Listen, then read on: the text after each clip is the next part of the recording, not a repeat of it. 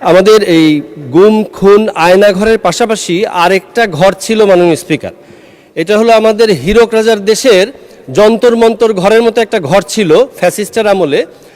যেরকম হীরক রাজার দেশের সময় ছিল যারা কৃষক বা যারা আপনার খুব হতদরিদ্র, তারা খাজনা দিতে পারছে না, ফসল নষ্ট হয়ে গেছে, তখন তারা যখন প্রতিবাদের জন্য হীরক রাজার কাছে আসতেন তখন তাদেরকে একটা যন্তর মন্তর ঘরে ঢুকিয়ে দেওয়া হতো মাননীয় স্পিকার।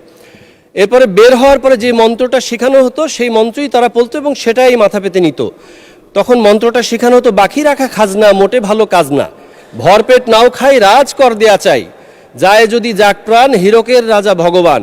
তেমনিভাবে মাননীয় স্পিকার আমার এলাকা সহ বিভিন্ন এলাকা আমি প্রমাণ সহ দিতে পারবো, এমনও হয়েছে যে আপনার 2009 সাল পর্যন্ত তাকে মুক্তিযোদ্ধা হিসাবে কেউ চিনত না, রাজাকার হিসাবেও চিনত না, কিন্তু 2008 সালের পরবর্তীতে দেখা গেছে যে তাকে রাজাকার বানানোর চেষ্টা করা হয়েছে।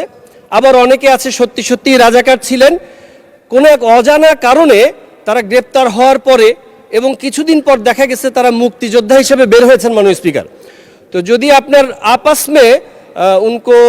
में যখন সমঝোতা হয়ে যায় তখন দেখা গেছে যে রাজাকারও মুক্তিযোদ্ধা হয়ে বের হতো ওই মেশিনের ভেতর দিয়ে, আবার অনেক সময় মুক্তিযোদ্ধারাও যদি সমঝোতা না হয় রাজাকার হয়ে বের হতো। মুক্তিযোদ্ধা তো সমঝোতা করবেই না মাননীয় স্পিকার, তাদের রক্তের উপরে আমরা এখানে দাঁড়িয়েছি। তো মাননীয় স্পিকার, আমি আপনার মাধ্যমে মাননীয় মন্ত্রী মহোদয়কে আমি প্রশ্ন করতে চাই, এই যে 17 বছরের ফ্যাসিস্টের আমলে এই যন্তর মন্তর ঘরের মাধ্যমে যে সমস্ত রাজাকাররা মুক্তিযোদ্ধা হয়েছেন এবং যে সমস্ত মুক্তিযোদ্ধারা রাজাকার হয়েছেন তাদের ব্যাপারে কোনো তৎপর নেওয়া হবে কিনা, ব্যবস্থা গ্রহণ করা হবে কিনা? ধন্যবাদ মাননীয় স্পিকার। মাননীয় মন্ত্রী। মাননীয় স্পিকার, আপনাকে ধন্যবাদ। আপনার মাধ্যমে মাননীয় সংসদ সদস্যকে ধন্যবাদ।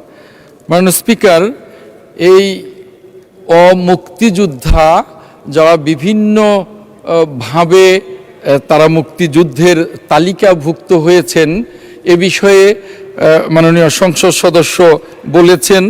আমরা এই মুক্তিযোদ্ধা মন্ত্রণালয় এ বিষয়ে কাজ করছি।